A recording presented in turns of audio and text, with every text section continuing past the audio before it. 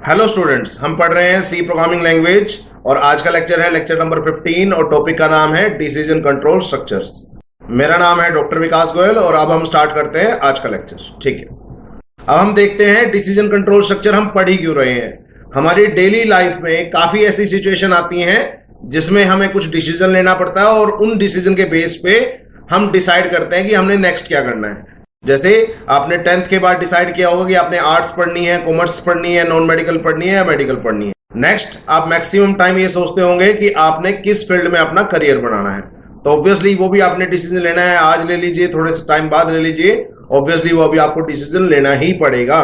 ठीक है, इसके अलावा आपने किस कॉलेज से हायर स्टडीज करनी है। अगर आप हायर स्टडीज के लिए जाना चाहते हैं तो आप किस कॉलेज से करेंगे, वो भी आपने डिसीजन लेना ही पड़ता है। तो क्लियर हो गया, हम डेली लाइफ में कुछ ना कुछ डिसीजन लेते हैं और उन डिसीजन के बेस पे हम नेक्स्ट टास्क डिसाइड करते हैं। ठीक है, तो अब जिस तरह हमें डेली लाइफ में कुछ ना कुछ डिसीजन हर रोज लेना पड़ता है, उसी तरह प्रोग्राम लिखते टाइम भी हमें कुछ डिसीजन लेने पड़ सकते हैं, मतलब कुछ डिसीजन कंट्रोल स्टेटमेंट की जरूरत पड़ सकती है।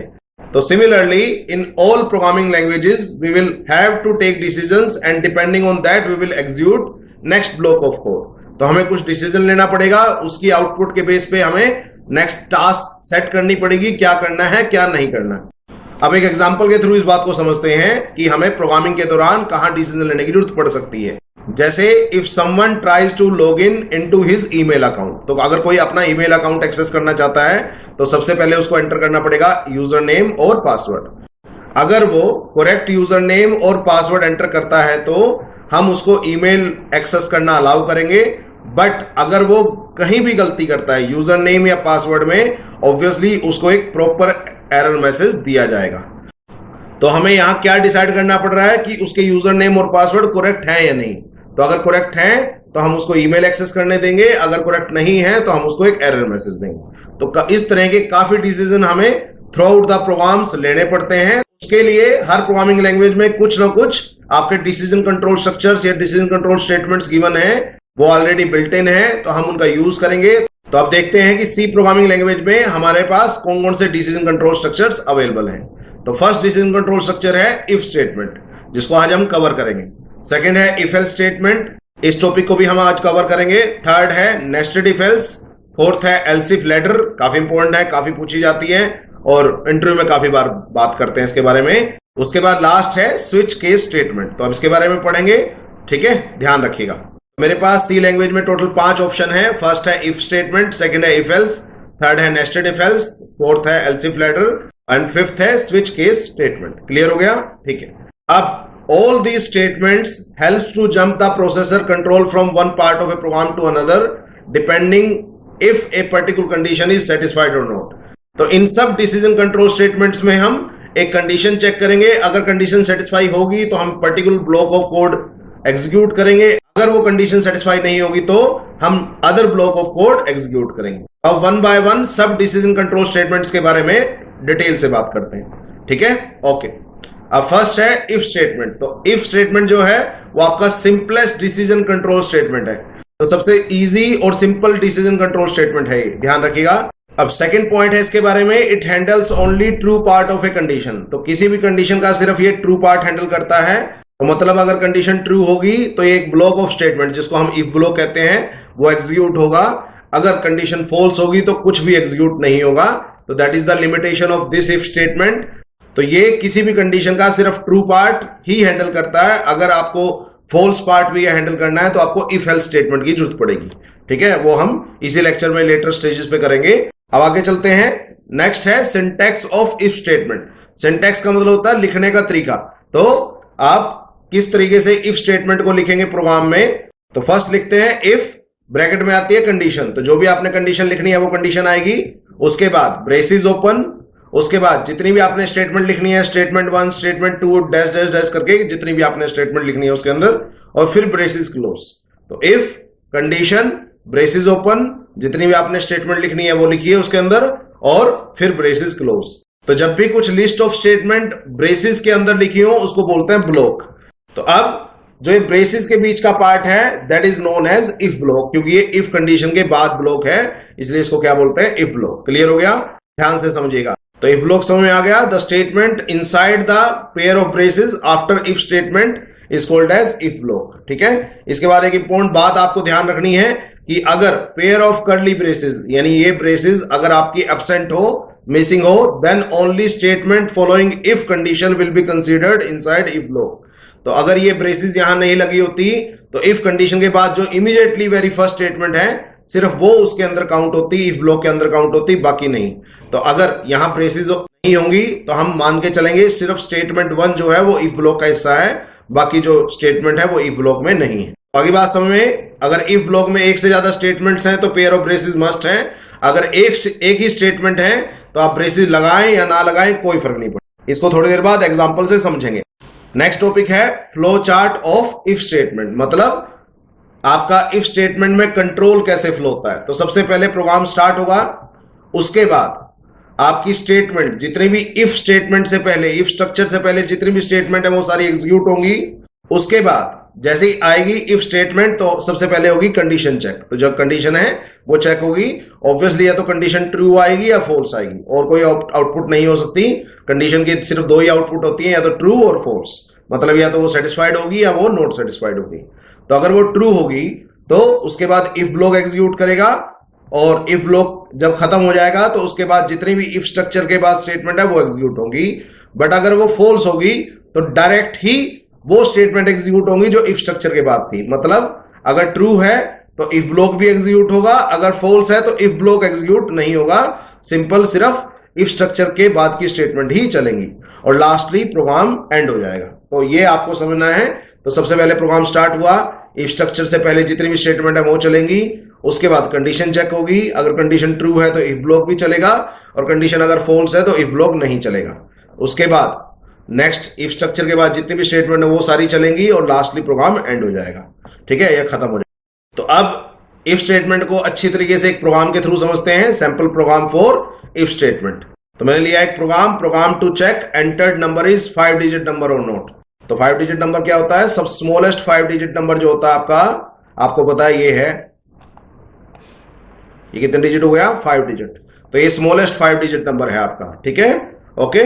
अब देखते हैं इस प्रोग्राम को लिखते हैं। स्मॉलेस्ट 5 डिजिट नंबर मैंने बता दिया, तो इस प्रोग्राम को लिखते हैं। तो सबसे पहले आपको पता है हैश इंक्लूड stdio.h, वो किस लिए होती है, standard input output header file को इंक्लूड करने के लिए। उसके बाद नेक्स्ट है हैश इंक्लूड conio.h, वो आपको पता है console input output header file को इंक्लूड करने के लिए। नेक्स्ट आप लिखते हैं वर्ड मेन, आपको पता है कि मेन जो है वो एक मस्ट टू हैव फंक्शन है और एक यूजर डिफाइंड फंक्शन है। यूजर डिफाइंड फंक्शन इसको क्यों कहते हैं, क्योंकि इसके अंदर का कंटेंट यूजर और प्रोग्रामर लिख रहा है, ना कि इन्वेंटर ने लिखा है। तो आपका इन्वेंटर ने सिर्फ नाम फिक्स किया है इसका मेन, बाकी कंटेंट आप फिक्स करते हो इसका, तो इसलिए इसको यूजर डिफाइंड फंक्शन बोलते हैं। ठीक है, अब आपको पता है ब्रेसेस ओपन। उसके बाद वेरी फर्स्ट जॉब किसी भी प्रोग्राम में क्या होती है, जितने भी आपको वेरिएबल जुड़ते हैं थ्रू आउट द प्रोग्राम, उनको आप डिक्लेयर या डिफाइन करते हैं। तो मैंने एक वेरिएबल ले लिया नंबर नाम से, और वो है int टाइप का। क्लियर हो गया। उसके बाद नेक्स्ट है क्लियर स्क्रीन फंक्शन। तो आपको पता क्लियर स्क्रीन फंक्शन किस लिए यूज होता है, आपकी आउटपुट प्रिंट करने से पहले अगर कोई प्रीवियस आउटपुट पड़ी होगी तो उसको वाइप ऑफ कर देता है। उसके बाद नेक्स्ट मैंने एक मैसेज प्रिंट किया, printf एंटर द नंबर, और उसके बाद मैंने जो भी नंबर एंटर किया यूजर ने, आपको पता है यूजर से इनपुट लेने के लिए कौन सा फंक्शन आप यूज करते हो, स्कैनएफ। तो स्कैनएफ के दो पार्ट होते हैं, ये है फॉर्मेट स्ट्रिंग और ये है लिस्ट ऑफ आर्गुमेंट्स। आपको पता है जब भी कोई वेरिएबल अलॉट करते हैं तो हमेशा उसके साथ एक % लगाते हैं, ध्यान रखिएगा स्कैनएफ में। और जब भी कोई स्कैनएफ स्टेटमेंट लगाते हैं तो स्कैनएफ स्टेटमेंट से पहले एक printf ऑलवेज एडवाइजेबल है, मस्ट नहीं है, तो इस बात का ध्यान रखिएगा।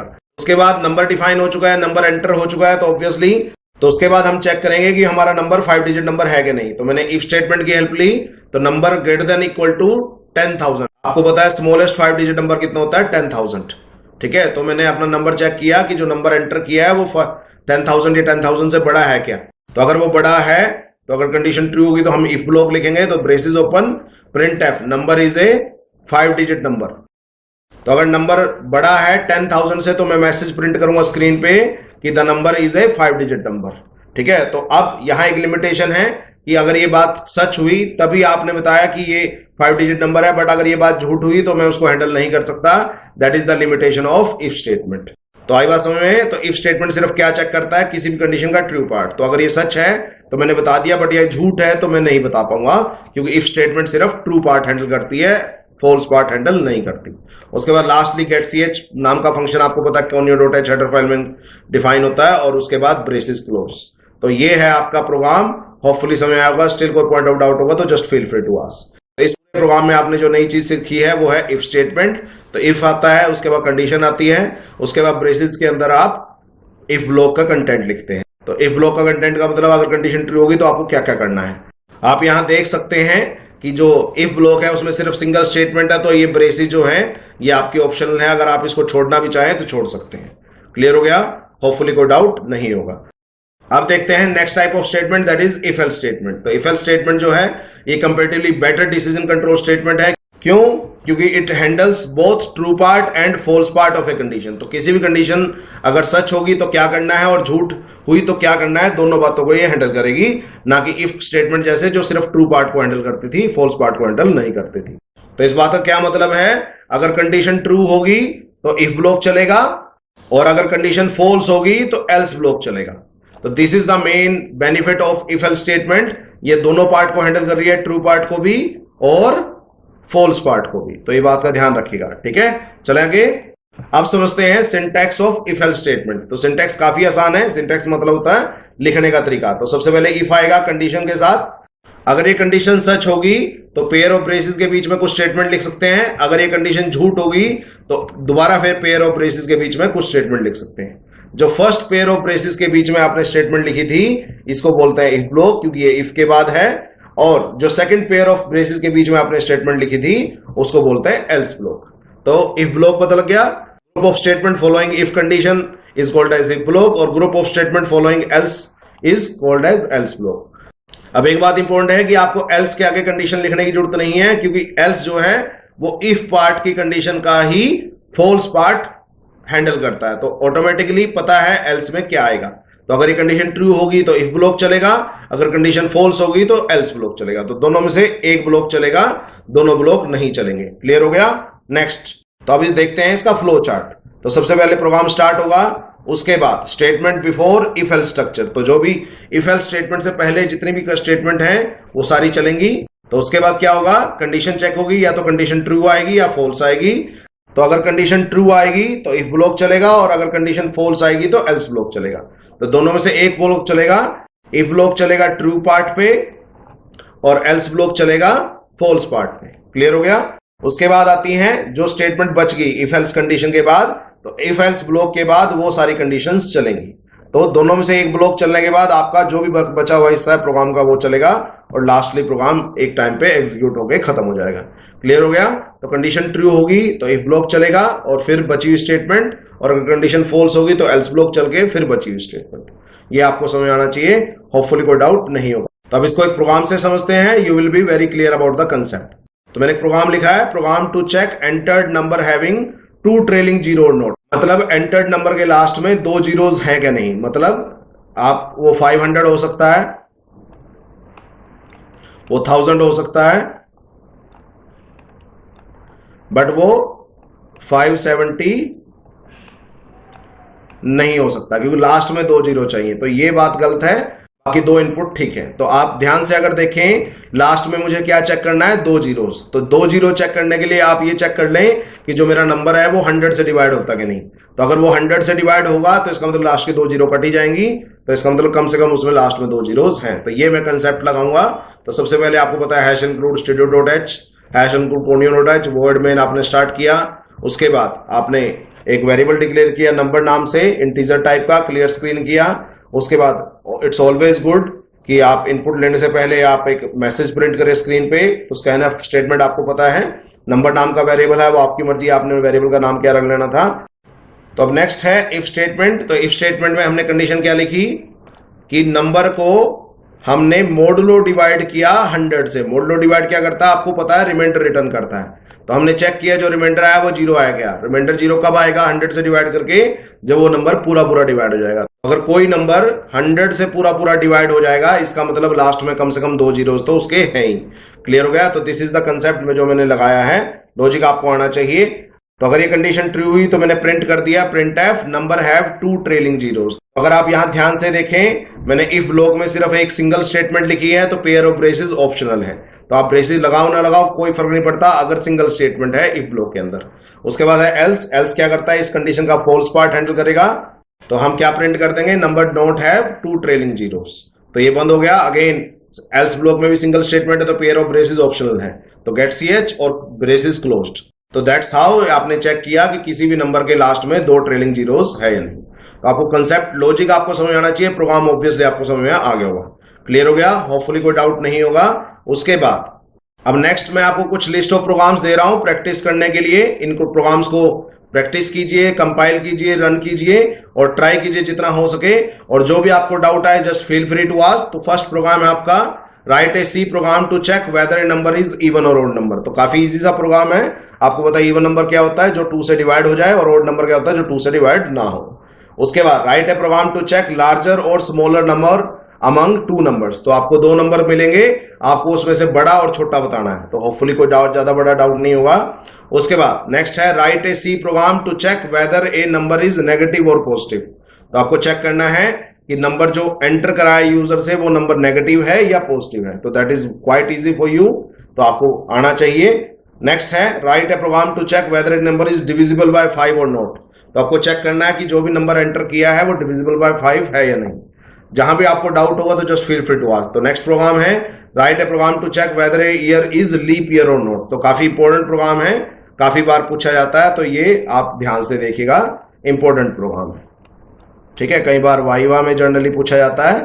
अगर आपको इसका कंसेप्ट क्लियर हो गया तो ऑब्वियसली आपको काफी आसानी होगी फर्दर लेक्चर। नेक्स्ट कुछ लिस्ट ऑफ प्रोग्राम्स और भी हैं। तो नेक्स्ट प्रोग्राम है write a C program to check whether a character is alphabet और नोट। तो ये इंपॉर्टेंट है, ये थोड़ा सा मुश्किल होने वाला है मैक्सिमम बच्चों के लिए, कि जो भी कैरेक्टर इनपुट हुआ है वो एक अल्फाबेट है क्या। अल्फाबेट होती है capital A to capital Z और small a to small z। तो आपने चेक करना है कि जो भी आपने कैरेक्टर इनपुट कराया है यूजर से, कैरेक्टर इनपुट लेनी है, वो एक अल्फाबेट है या कोई और नंबर है। तो अल्फाबेट का मतलब capital A to capital Z check कर लीजिए, small a to small z check कीजिए। देखते हैं किस बच्चे को ये करना आएगा। ठीक है, ये इंपॉर्टेंट प्रोग्राम है और मुश्किल प्रोग्राम है। नेक्स्ट है write a program to check whether a character is upper case और लोअर केस। तो आपको चेक करना है जो नंबर है वो बड़ी एबीसी का है या छोटी एबीसी का है। तो देखते हैं कौन चेक करता है, कौन इसका लॉजिक सही लगाता है। स्टिल किसी को डाउट होगी तो just feel free to ask. Next है write a C program to input any alphabet and check whether it is a vowel और कॉन्सोनेंट। तो आपको पता है वोवल क्या होते हैं,